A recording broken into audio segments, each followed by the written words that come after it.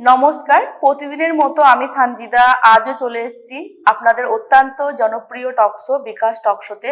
আজকে আমরা ডিফারেন্স একটা আলোচনা করব। আপনারা জানেন যে আমাদের বিশ্ব পরিবেশ দিবস খুব সামনেই, তো সেক্ষেত্রে আমাদের বিভিন্ন জায়গাতে বিভিন্ন ধরনের পরিকল্পনা নেওয়া হচ্ছে বিশ্ব পরিবেশকে সুস্থ রাখার জন্য, তাকে সবুজ থেকে সুন্দরতম করে তোলার জন্য।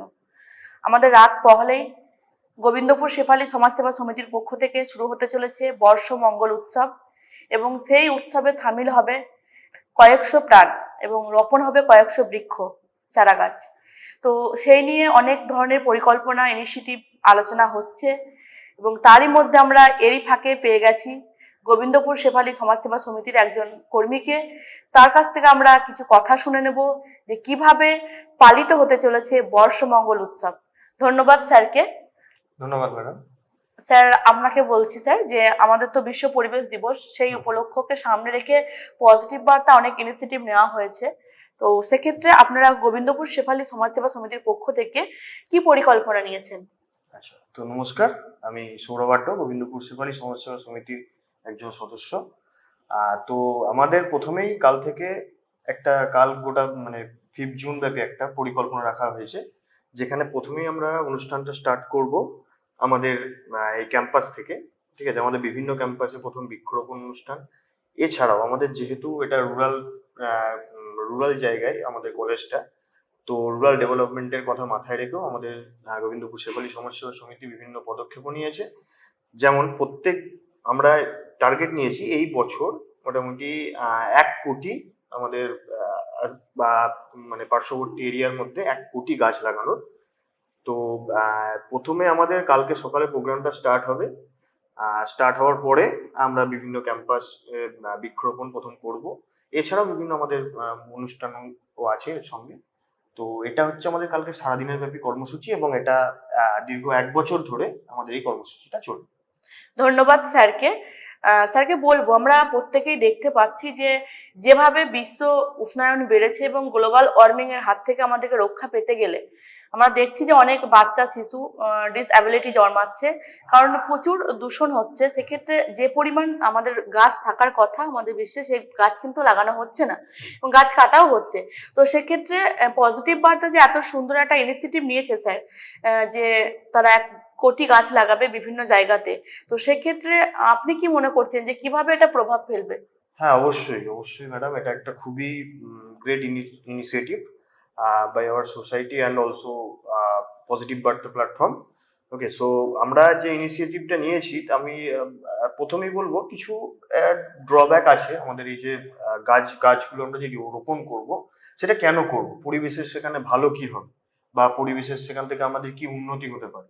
ঠিক আছে, তো আমরা এখন দেখতে পাচ্ছি যে আমাদের যে পারিপার্শ্বিক অবস্থা, এখন প্রত্যেকের ঘরেই প্রায় এসি তো চলে এসেছে। ধরুন, এসি থেকে দেখবেন সিএফসি বলে একটা জিনিস নির্গত হয়, এবং সেটা বায়ুতে মিশে যাচ্ছে, ক্লোরোফ্লোরো কার্বন যেটা আমরা বলে থাকি।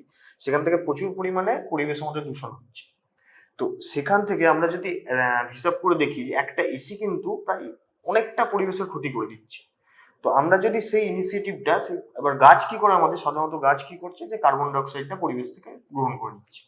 তো এবার গাছ যদি আমরা বেশি পরিমাণে রোপণ করতে পারি, তাহলে আমাদের যে পলিউশনটা হচ্ছে বা বিভিন্ন গাড়ির যানবাহনের ধোঁয়া থেকে, আমরা যেগুলো জানি আর কি, যেগুলো পড়ে এসেছি, সেই ধোঁয়া থেকে যে দূষণগুলো হচ্ছে, সেগুলো কিন্তু একটা গাছ কিন্তু অনেকটা তার কার্বন ডাইঅক্সাইড কিন্তু পরিবেশ থেকে নিয়ে নিতে পারে।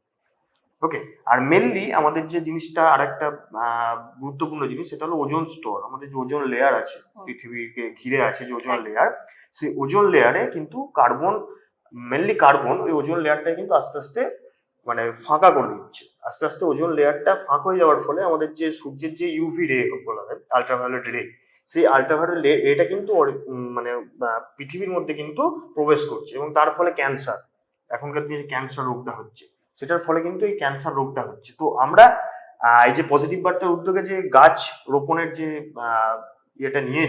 ইনিশিয়েটিভটা নিয়েছি, সেটা আমি আশা করছি এটা খুব সাফল্য পাবে, এবং এটা পরিবেশের জন্য অনেকটা গুরুত্বপূর্ণ বিষয়ে দাঁড়াবে।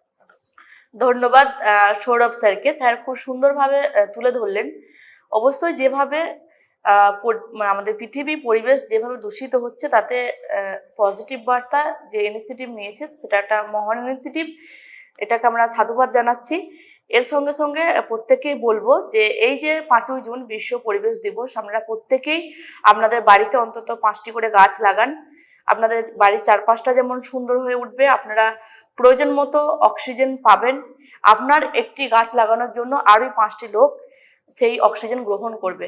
এটা একটা ভালো কাজ। আমরা যদি মাইথোলজি দেখি, প্রাচীন যে ব্রতগুলো আমরা করি, সেখানে কিন্তু দেখেছি যে বটবৃক্ষের কথা বলা হয়েছে। একটা বটবৃক্ষ প্রায় 300 থেকে 400 বছর স্টে করে। একটা বটবৃক্ষে অনেক মানুষ কিন্তু আশ্রয় নিতে পারে। তো সেক্ষেত্রে আপনারা বট, নিম, অশ্বত্থ যে কোনো ধরনের গাছ রোপণ করতে পারেন, যেটা আমাদের পরিবেশকে সুন্দর করে তুলবে। তাই গাছ তো আমরা প্রত্যেকেই জানি যেটা প্রাণ, এবং সেই প্রাণকে আমাদেরকে বাঁচিয়ে তুলতে হবে, এবং আমরা এই পৃথিবীটাকে সুন্দর করে তোলার অঙ্গীকার নেব। এই যে 5ই জুন যে বিশ্ব পরিবেশ দিবস, এই বিশ্ব পরিবেশ দিবসটা আমরা এই স্লোগান নিয়ে এগিয়ে যাব। সকলকে অসংখ্য ধন্যবাদ পজিটিভ বার্তা প্ল্যাটফর্ম থেকে। নমস্কার। নমস্কার।